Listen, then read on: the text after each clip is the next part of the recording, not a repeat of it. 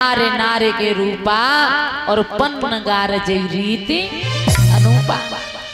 तुलसीदास जी लिखते हैं कि एक स्त्री पराई स्त्री को देख करके कभी खुश नहीं हो सकती। और वही बाबा तुलसीदास लिखते हैं कि रंग भूमि जब सिय पगुधारी और मोहे देख सकल नर। सीता माँ जब जयमाला लेकर के चली तो श्री राम बड़े थे और सीता छोटी थी। श्री राम के गले तक पहुंच नहीं पा रही थी। मैया सुनैना ने निवेदन किया, झुक जाओ झुक जाओ।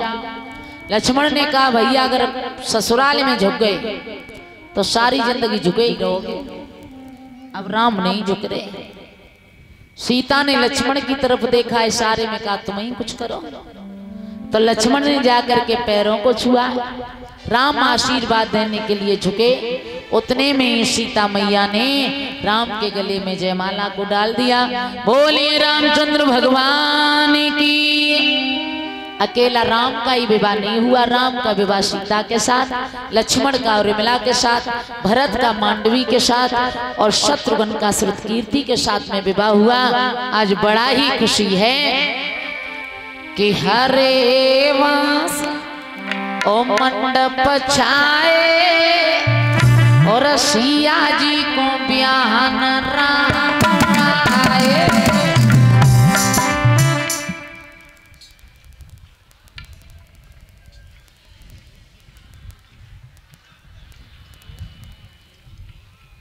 अच्छा नंगला भगत के तेज तो है ये तो, अगर जीवन दे जाए सोई चालू कर देता है और जे चालू सोई चुप रह जाता है। ताली बजाते बड़ी भाषा, बड़ी खुशी की बात है। राम का विवाह हुआ है। ए हरे बांस मंडप छाए। अब आगे तुम बोलो।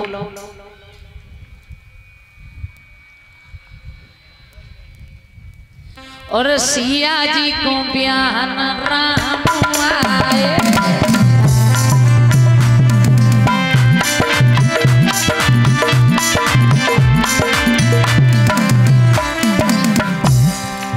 जब सीता की परे बमरिया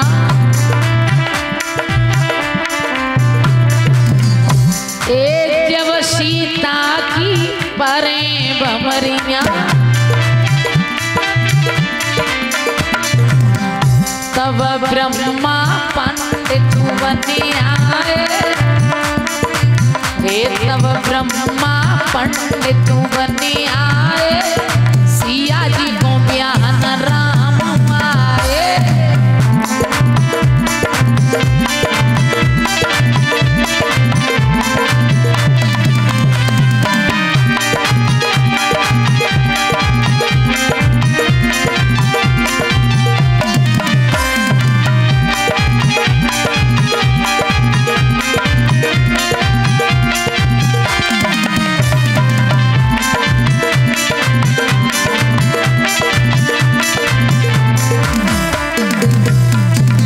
जब सीता की होती विदाई,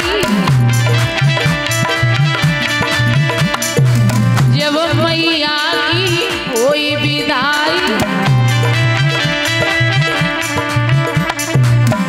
तब अखियन आंसू भरे आए। हे तब अखियन आंसू भरे आए। सिया जी को ब्याहन राम आए।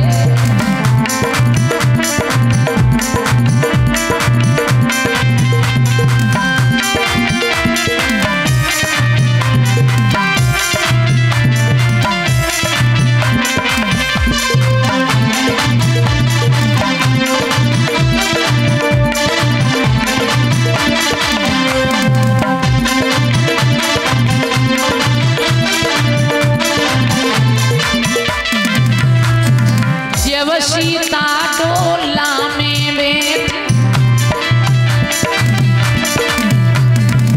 जब मैया डोला में बैठी,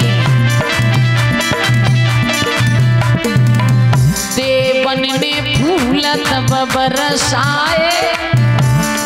हे देवन ने फूल जब बरसाए। सिया जी को ब्याहन राम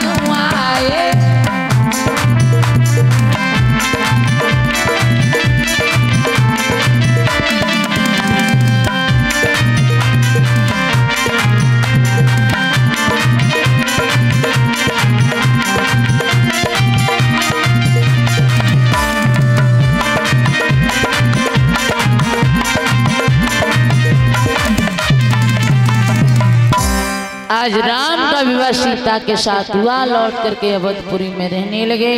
बोलिए रामचंद्र भगवान की, वृंदावन बिहारी लाल की। गौर करेंगे भक्तों इधर, महाराज बड़े अच्छे राजा हुए जिनका नाम था महाराज उग्रसेन, जो मथुरा में राज्य करते थे। उग्रसेन के घर में बड़ी सुंदर पत्नी थी जिसका नाम था पवन रेखा। पवन रेखा के गर्भ से कोई संतान पैदा नहीं हुई। एक दिन पवन रेखा ने कहा, महाराज घर में मन नहीं लगता है, मन में आता है कि हम कहीं घूम आए। उग्रसेन से एक बात बोली है पवन रेखा, आज्ञा हो जाए तो हम घूमने जाएं। उग्रसेन ने कहा, सहेलियों को साथ में ले लो, रथ को सजा लो, चली जाओ। पवन रेखा ने सहेलियों को साथ में लिया, रथ को सजा करके गई। जैसे ही वन में पहुंची, किस्मत की बात, आंधी और पानी आ गया, तूफान आया, तब पवन रेखा अपनी सहेलियों से बिछड़ गई। उस वन में एक दुर्मिलिक नाम का राक्षस रहता था। राक्षस ने पवन रेखा की सुंदरता को देखा तो ईमान खराब हो गया। उग्रसेन का भेष धारण किया, जवाब दिया है पवन रेखा से, बोला है प्रिय रुदन मत कर, हाजिर है तेरा रखवाला, जो बुरी नजर से तोय देखे वो कौन बना हिम्मत वाला। कहने लगा कितना अच्छा मौसम है, इस मौसम का आनंद लेते हैं। तो पतिव्रत धर्म को, पवन रेखा के धर्म को नष्ट कर दिया, फिर अपने रूम में आ गया। पवन रेखा कहने लगी, ओरे दुष्ट तुमने अच्छा नहीं किया, अगर हमें पहले पता होता तो अपने पतिव्रत धर्म से तुझे नष्ट कर देती, लेकिन क्या करें, मजबूर और लाचार हैं हम, वरना जो हर दिखलाई देती, अपनी शक्ति से जला करके मिट्टी में तोय मिला देती। क्या करें। वो राक्षस कहने लगा, पवन रेखा तू हमें कोस रही है, तू तो ये शुक्र मना कि तेरी कोख से अभी तक कोई संतान पैदा नहीं हुई। मैं तुझे वचन देता हूँ, मेरे द्वारा तेरी कोख से एक पुत्र पैदा होगा, ऐसा वैसा नहीं होगा, मेरे समान योद्धा होगा, वह जीत कोई नहीं पाएगा। नर नारी की तो बात कहा, बस इंद्र हार के। गौओं को, ब्राह्मणों को, साधुओं को, संतों को बहुत सताएगा, लेकिन याद रहे पवन रेखा, वो स्वयं पार ब्रह्म के हाथों से मारा। इतनी कह करके चला गया। पवन रेखा धीमे धीमे समय व्यतीत हुआ, कोख से एक पुत्र ने जन्म लिया, उसी का नाम रखा गया था भक्तों कंस। कंस धीमे धीमे बड़ा हुआ, उपद्रव करना शुरू किया, अत्याचार करना शुरू हुआ। बच्चों को लेता है, मारता है, महात्माओं को लेता है, जेल में बंद कर देता है, भिखारियों को पीटता है, अंधों को कुओं में डाल देता है, गांव को कटवा देता है।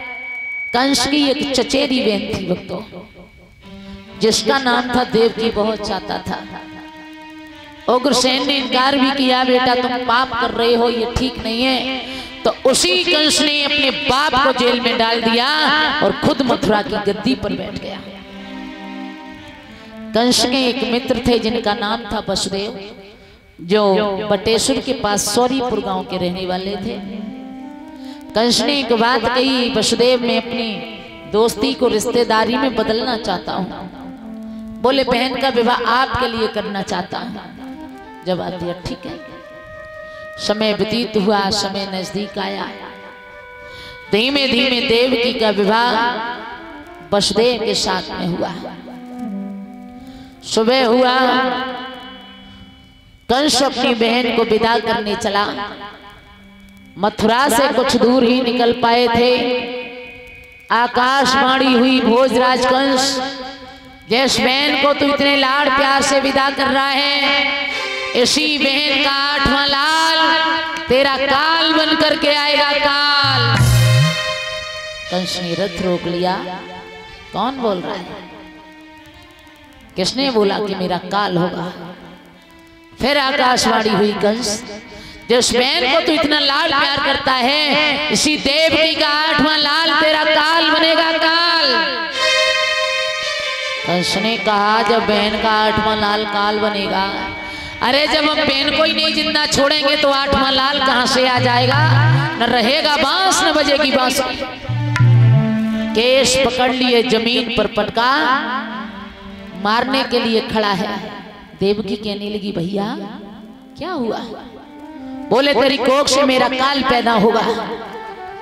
तो बहन कहने लगी तो मार दे मुझे।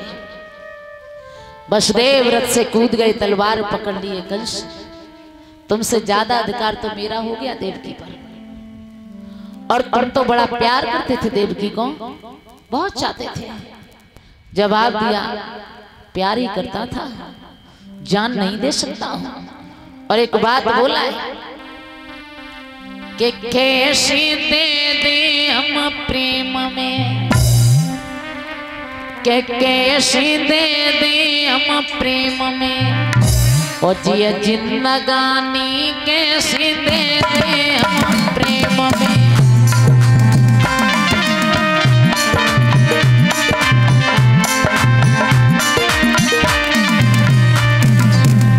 कंस कह रहा है वसुदेव से, वसुदेव मैं बहन को प्रेम करता हूं, लेकिन इतना नहीं जो प्रेम में अपनी जिंदगी दे दूं। और बोला आरे कैसी बेनी को डोला दे दे,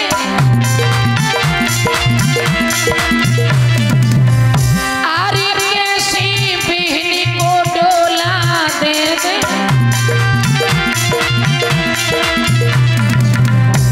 के देवन की मान ले, के देवन की मान ले, सत्यवानी कैसे दे दे प्रेम में।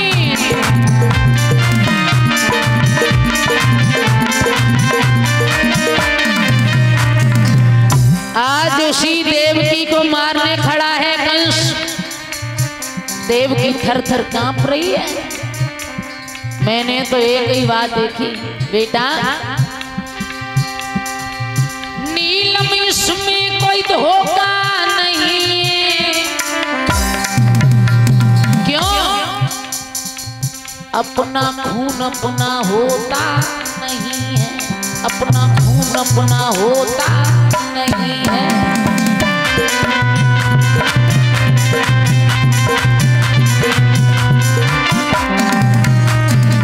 क्यों नहीं होता? शीश काटा था माँ का परशुराम ने, सगा बेटा था, सगी मैया थी। शीश काटा था माँ का परशुराम ने, मैया बेटा कह के गिरी सामने। जिसने पाला था उसका ही वध कर दिया। निर्दयी बेटा रोता नहीं, अपना खून अपना होता नहीं है, अपना खून अपना होता नहीं है।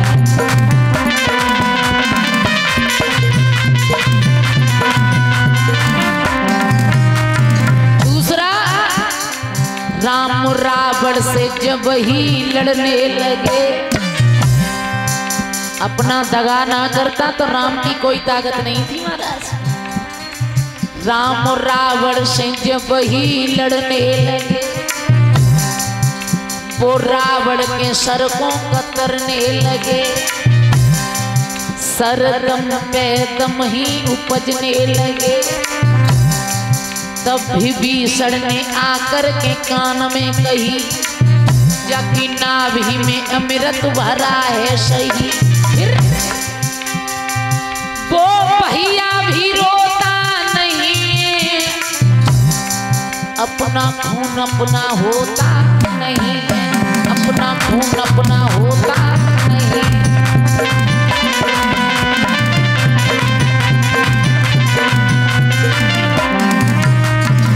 कंस खड़ा है, कहने लगा देवकी को नहीं छोड़ूंगा। वसुदेव कहने लगे ऐसा करो, तुम्हारी देवकी के 8 संतान होंगी, मैं एक एक करके देता जाऊंगा, तुम मार देना या छोड़ देना। कहने लगा तब तक 8 संतान नहीं होंगी, मेरी जेल में रहना पड़ेगा, मंजूर है? वसुदेव कहने लगे मंजूर है। देवकी वसुदेव को जेल में डाल दिया। समय व्यतीत हुआ, देवकी के पहला पुत्र पैदा हुआ।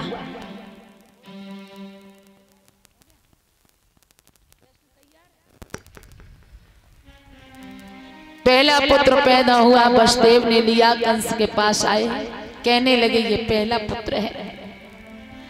कंस ने वापस कर दिया, तरस आ गया थोड़ा। देवताओं ने देखा कि जितनी देर में पाप का घड़ा बढ़ेगा उतनी देर में फूटेगा, अगर ये वापस करता रहा तो बड़ी देर हो जाएगी मरने में। नारद जी आए, कहने लगे कंस मैंने सुना है कि तेरी बहन की कोख से काल आएगा। बोले ठीक सुना है। कोई पुत्र पैदा नहीं हुआ? बोले हुआ था पहला। कहाँ है? कहने लगे पहला था इसलिए वापस कर दिया, 8वें से दुश्मनी है। बोले पहला ही 8वां हुआ तो कैसे हो जाएगा? जमीन में 8 रेखाओं को खींचा, जवाब दिया यहाँ से गिनो 1 2 3 4 5 6 7 8। दूसरी से गिनो 1 2 3 4 5 6 7 8। पहली 8वीं, दूसरी 8वीं, तीसरी 8वीं। जवाब दिया अगर पहला ही 8वां हुआ तो दूसरा 8वां हुआ तो। कंस कहने लगा अकल बता दी तुमने।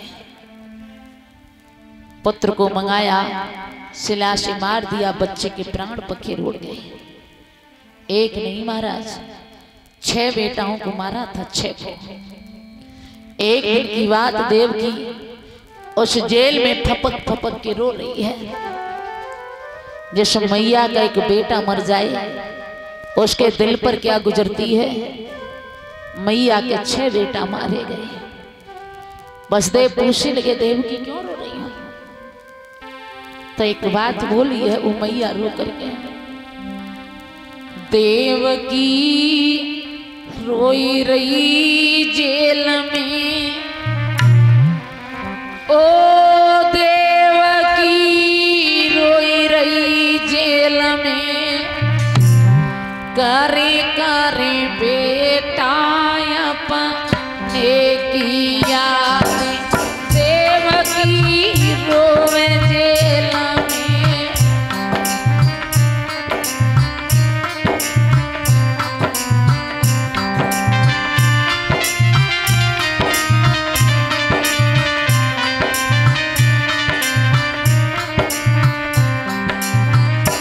देव की रो रही है महाराज। एक ही बात बोली है प्राणनाथ, ललाविना घर अंगना सुनो,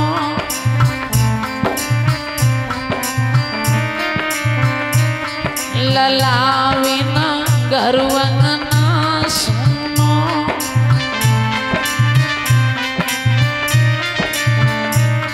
विधाता